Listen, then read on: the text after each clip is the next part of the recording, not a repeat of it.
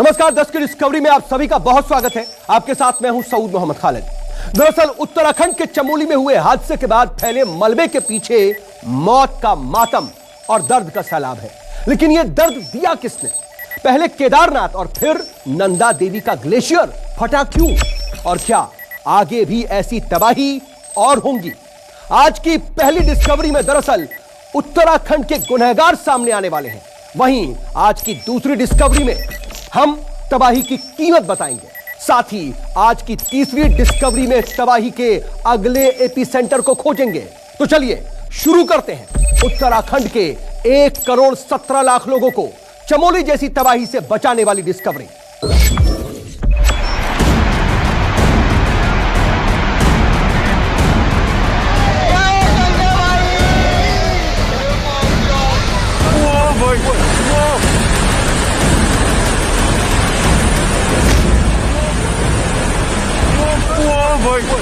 Dam के pillar पर खड़े ये मजदूर मौत को सामने से आते बस देख रहे थे। जान बचाने की जद्दोजहद थी। कभी आगे जा रहे थे, कभी पीछे की तरफ आ रहे थे। आगे सैलाब था, पीछे खाई थी।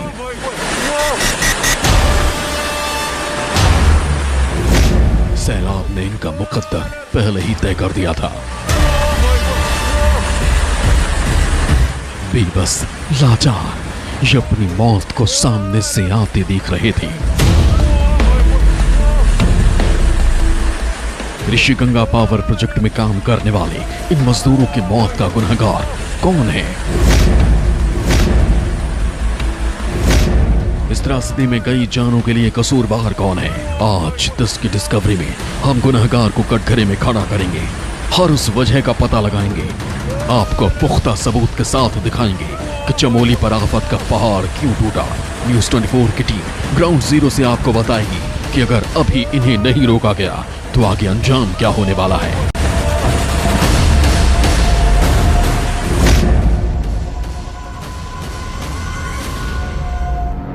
करीब 300 साल पहले इंसान ने पहाड़ से कमाई करने की सोची। नदियों का पानी कमाई का जरिया बना। जल विद्युत परियोजनाएं लगने लगी। ये गलत नहीं था। सरकार और कंपनियों को पैसे मिलते और लोगों के घरों में बिजली पहुंचती। लेकिन समय के साथ साथ ये भूख बढ़ती चली गई। बड़े बड़े बांध बनाए जाने लगे। नदियों को बांधा जाने लगा। जीवनदायिनी नदियों के स्वाभाविक बहाव को रोका या बदल दिया गया। इससे भी हमारा पेट नहीं भरा। फिर छोटे बांध बनाने लगे। बीते 20 सालों में नदियों का गला घोंटकर बिजली पैदा करने वाले प्रोजेक्ट खड़े कर दिए गए। कुदरत के साथ इस कदर खिलवाड़ कर दिया गया कि पानी सिर से ऊपर चला गया। और फिर शुरू हुआ प्रकृति का प्रतिशोध।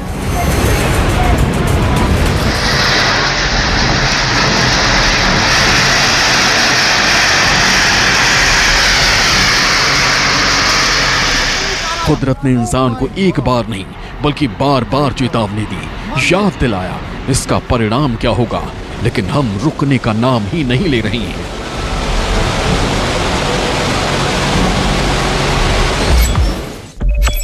हाइड्रो पावर उत्पादन में भारत 5वें नंबर पर है और सिर्फ चीन, ब्राजील, अमेरिका और कनाडा जैसे देश ही हमसे आगे हैं।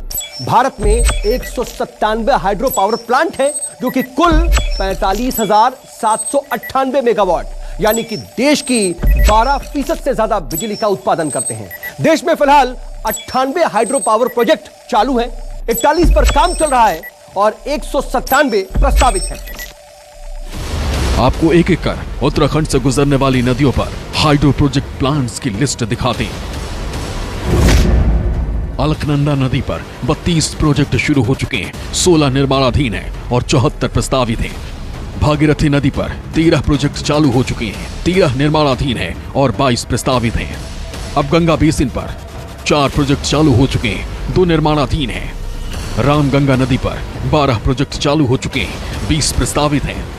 शारदा नदी पर 12 प्रोजेक्ट चालू हैं, 8 निर्माणाधीन हैं और 48 प्रस्तावित हैं। यमुना नदी पर 9 प्रोजेक्ट चालू हो चुके हैं, 2 निर्माणाधीन हैं और 33 प्रस्तावित हैं।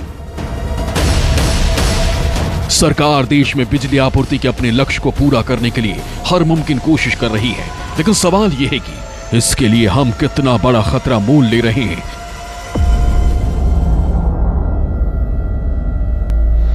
दिल्ली में बैठे सरकारी मुलाजिम नदियों को बांधने की परियोजनाएं तो बना लेते हैं, प्रोजेक्ट को मंजूरी भी मिल जाती है, लेकिन इसके आगे क्या?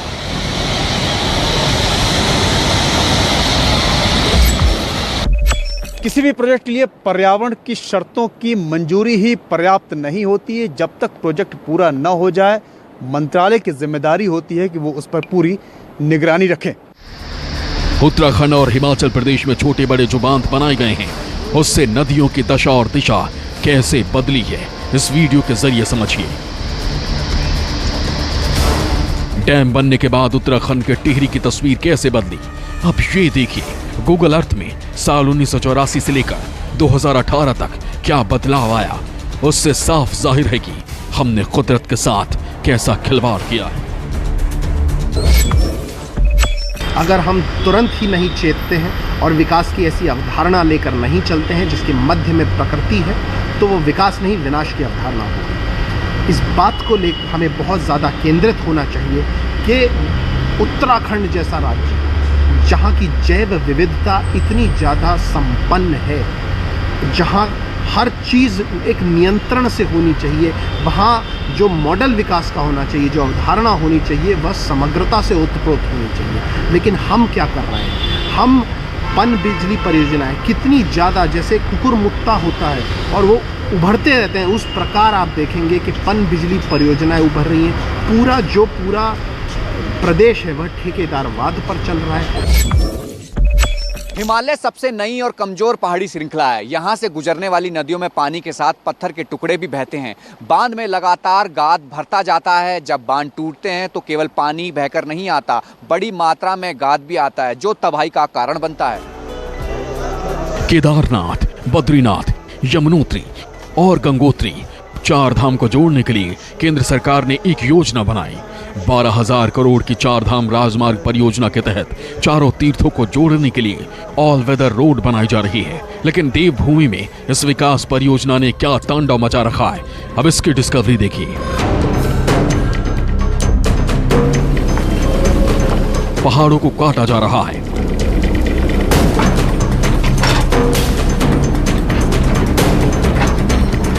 जंगलों को सपाट कर दिया गया। इसका परिणाम क्या हो रहा है, इसका सबूत भी देख लीजिए। पहाड़ों पर पेड़ वो मजबूत कड़ी होती है जिससे पहाड़ों की मिट्टी और चट्टान को मजबूती मिलती है, वो बंधे रहते हैं। लेकिन जैसे जैसे पेड़ काटे जाएंगे, भूस्खलन का खतरा बढ़ता जाएगा, क्योंकि जड़ें और तनों से जो मिट्टी है और चट्टान है वो आपस में जुड़े रहते हैं और मजबूती बनी रहती है। लेकिन जैसे जैसे पेड़ काटे जाएंगे, भूस्खलन का खतरा बढ़ेगा और भूस्खलन होगा। यही वजह है कि 1980 में पेड़ काटने पर सरकार की तरफ से रोक लगा दी गई। लेकिन डेवलपमेंट के नाम पे जिस तरीके से ये सब कुछ हो रहा है, जंगल काटे जा रहे हैं और नए जंगल बसाए जा रहे हैं, इससे प्रकृति का संतुलन बिगड़ता जा रहा है।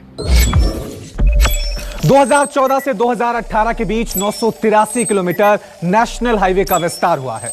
4 धाम को जोड़ने के लिए करीब 800 किलोमीटर हाईवे बनाया जा रहा है। इसमें 12 बाईपास रोड हैं। वहीं आपको बता दें 15 बड़े फ्लाईओवर होंगे और 101 छोटे पुल होंगे। साथ में आपको बता दें 3,596 पुलियां होंगी और 2 टनल भी बनाई जा रही हैं। इसके लिए करीब 56,000 पेड़ काटने पड़े हैं।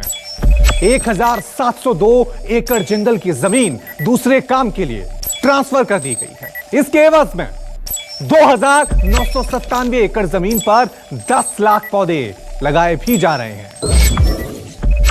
4 धाम परियोजना से, प्रोजेक्ट से और इन सड़कों के बनाने से पहाड़ों को, नदियों को, वहां के पारिस्थितिक तंत्र को, वहां के पर्यावरण को जो नुकसान होने वाला है वो अप्रत्यावर्तनीय है, मतलब कि इरिवर्सिबल है, वो कभी पूरा नहीं किया सकता है। कि इस स्थान पर करीब 20 मिलियन क्यूबिक मीटर सॉइल है, मिट्टी है, उसको काटने की बात आएगी।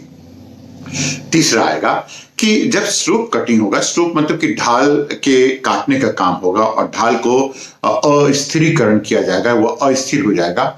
तो इस और अस्थिर का मतलब कि 45 डिग्री से अगर अधिक ढाल बढ़ गई तो उस स्थान पर भूस्खलन की मात्रा भी बढ़ जाएगी, उसकी बारंबारिता भी बढ़ जाएगी।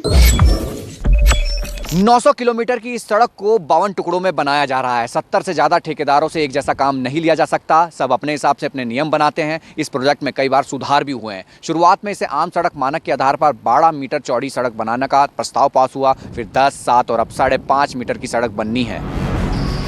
जियोलॉजिस्ट उत्तराखंड के पहाड़ों के साथ होने वाली इन दोनों बातों को प्रकृति के साथ खिलवाड़ बताते हैं। अच्छी खासी मात्रा में रॉक का एक्सकेवेशन होगा उस जगह पर, पेड़ काटे ही जाएंगे। अब उनकी संख्या 2 लाख 3 लाख से अधिक हो ही सकती है और ऐसे स्थान पर जहां कि पूरी पारिस्थितिक तंत्र बहुत ही संवेदनशील होती है, उस स्थान पर अगर इतने पेड़ काटे जाए तो जाहिर है इससे भूस्खलन की मात्रा बढ़ जाएगी और जितना भूस्खलित पदार्थ हो सारा का सारा गिरकर अंततः नदियों के भीतर में चला आएगा और जब नदियों के भीतर में जाएगा तो नदियों में गाद की मात्रा में वृद्धि हो जाएगी। जब गाद की मात्रा में वृद्धि होगी तो उससे नदियों का जलस्तर बढ़ेगा, नदियों में बाढ़ की संभावनाएं बढ़ जाएंगी। चार धाम प्रोजेक्ट पर काफी सवाल उठाए गए। इसकी समीक्षा के लिए सुप्रीम कोर्ट ने एक टीम का गठन किया। परियोजना में कई खामियां मिली, जिसके बाद सुप्रीम कोर्ट ने इसमें एक बड़ा बदलाव किया। पहले हाईवे की चौड़ाई 12 मीटर तय की गई। 12 मीटर चौड़ी सड़क बनाने के लिए 20 मीटर तक पहाड़ काटने पड़ेंगे। एक्सपर्ट्स ने इसकी चौड़ाई को 5.5 मीटर तय किया। हमारे यहाँ सबसे बड़ी गाड़ी वॉल्वो बस है, इसकी चौड़ाई 2.44 मीटर होती है। इसी को नजर में रखते हुए यह फैसला लिया गया। सुप्रीम कोर्ट ने परियोजना में बदलाव तो कर दिया, लेकिन सवाल ये उठता है कि प्रोजेक्ट में लगे कॉन्ट्रैक्टर इसके बावजूद जो नियमों के साथ खिलवाड़ कर रहे हैं उसे कौन मॉनिटर करेगा? –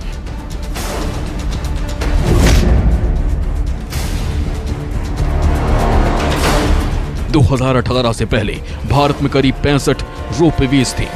मार्च 2018 में नीति आयोग ने एक ड्राफ्ट पेश किया जिसमें राज्य सरकारों को पब्लिक प्राइवेट पार्टनरशिप यानी पीपीपी मॉडल के जरिए रोपवे प्रोजेक्ट तैयार करने के दिशा निर्देश दिए गए। इसके बाद हिमालय रेंज में करीब 21 नए रोपवे प्रोजेक्ट्स के प्रस्ताव पर काम चल रहा है। इनमें उत्तराखंड के 11 और हिमाचल प्रदेश के 10 प्रोजेक्ट्स शामिल हैं।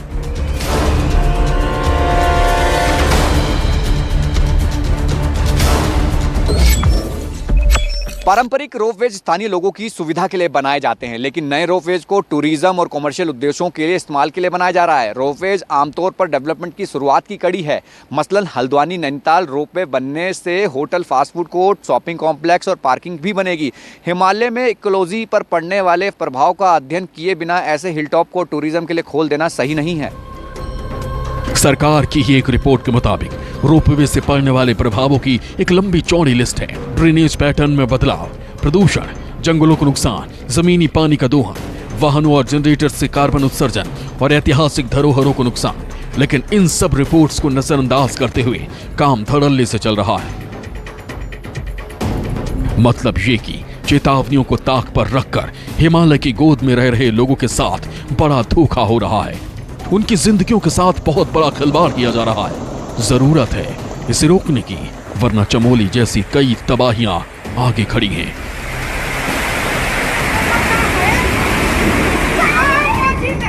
दस की डिस्कवरी के लिए चमोली से राहुल प्रकाश और प्रशांत देव की रिपोर्ट।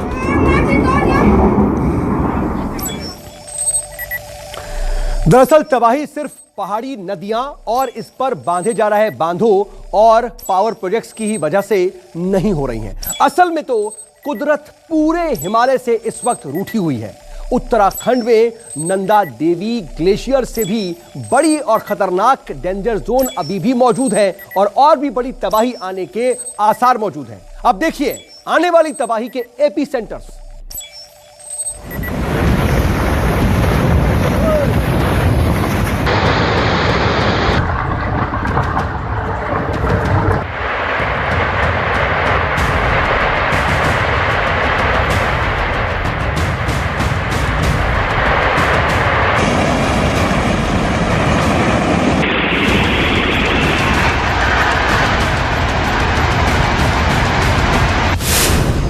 अचानक ग्लेशियर टूटता है और तबाही मचा देता है। कौन गया?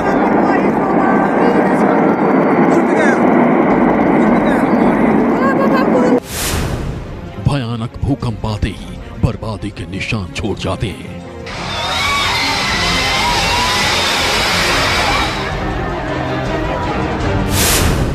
अचानक बादल फटता है और गांव के गांव बह जाते हैं।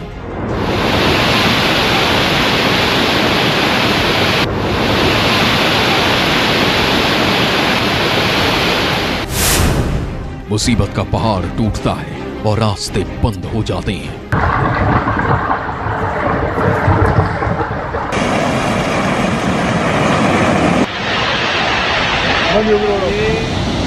उत्तराखंड का हर शहर, हर गांव और हर घर हर वक्त खतरे में है। वैज्ञानिक सर्वेक्षण कहते हैं कि कई पैमानों पर उत्तराखंड दुनिया के सबसे खतरनाक जगहों में से एक बन गया है।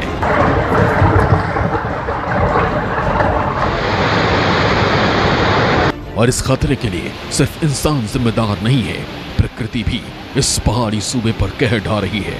इसकी बड़ी वजह है हिमालय के नीचे हर वक्त हो रही हलचल।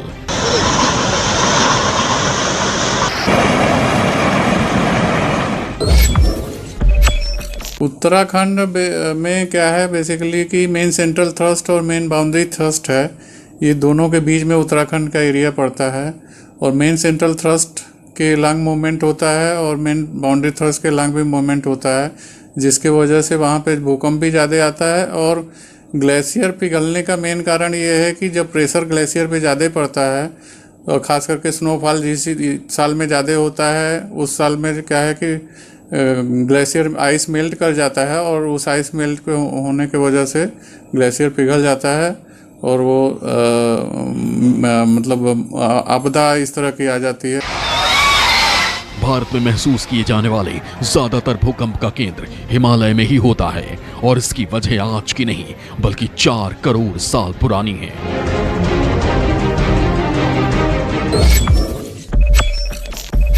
चार करोड़ साल पहले भारतीय उपमहाद्वीप यूरेशियाई प्लेट से टकराया था। इसी टक्कर से हिमालय बना। हिमालय हर साल करीब 2 मिलीमीटर आगे तिब्बत की तरफ बढ़ जाता है और इसके नीचे टेक्टोनिक एक्टिविटीज तेज हैं, जिनकी वजह से हिमालय हर साल 1 सेंटीमीटर और ऊंचा उठ रहा है। इसी हलचल की वजह से उत्तराखंड सबसे खतरनाक भूकंपों का डेंजर जोन बन गया है। हिमालय चूँकि यंग माउंटेन सिस्टम है, मतलब बहुत नया बना हुआ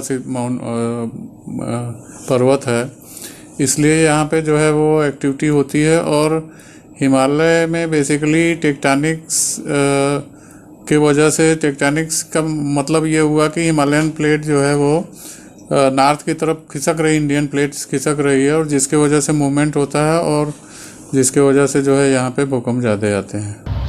अब आपको दिखाते हैं कि भारत में भूकंप के लिहाज से कितनी डेंजर जोन है और उनमें उत्तराखंड का नंबर कौन सा है। भारत में भूकंप की संवेदनशीलता को देखते हुए इसे 4 जोन में बांटा गया है। ये जोन है सिस्मिक जोन 5 जो लाल रंग में आप देख रहे हैं, सिस्मिक जोन 4, इसके अलावा सिस्मिक जोन 3 और सिस्मिक जोन 2। इसमें सबसे ज्यादा खतरनाक सिस्मिक जोन 5 है, जहां 8 से 9 तीव्रता वाले भूकंप के आने की संभावना रहती है। सिस्मिक जोन 5 में देश का पूरा पूर्वोत्तर इलाका, जम्मू कश्मीर, हिमाचल प्रदेश और उत्तराखंड के इलाके, गुजरात का कच्छ, उत्तर बिहार और अंडमान निकोबार द्वीप शामिल हैं। हिमालय का तापमान पिछले 50 सालों में लगभग 1 डिग्री सेल्सियस तक बढ़ चुका है। इस बढ़ते तापमान की वजह से ग्लेशियर तुरंत रिएक्ट करते हैं, जिसके वजह से उत्तराखंड में ग्लेशियर के पिघलने और टूटने की घटनाएं बढ़ने लगी हैं। उत्तराखंड में बादलों से पहाड़ टकराते हैं और भारी बारिश अक्सर होती रहती है और यही वजह है कि संतुलन बिगड़ने की वजह से बादलों के फटने की भी घटनाएं उत्तराखंड में बढ़ने लगी हैं। ग्लेशियर पिघलते हैं तो ग्लेशियर झीलें बनती हैं, लेकिन जब ये गैलेक्टिक झीलें ग्लेशियर से लगातार पिघलती बर्फ का दबाव नहीं सह पाती तो इन गैलेक्टिक झीलों को संभालने वाले रॉक टूट जाते हैं। ऐसा लगता है जैसे कोई बम फटा हो और इस धमाके के साथ ही चमोली जैसे तबाही आ जाती है।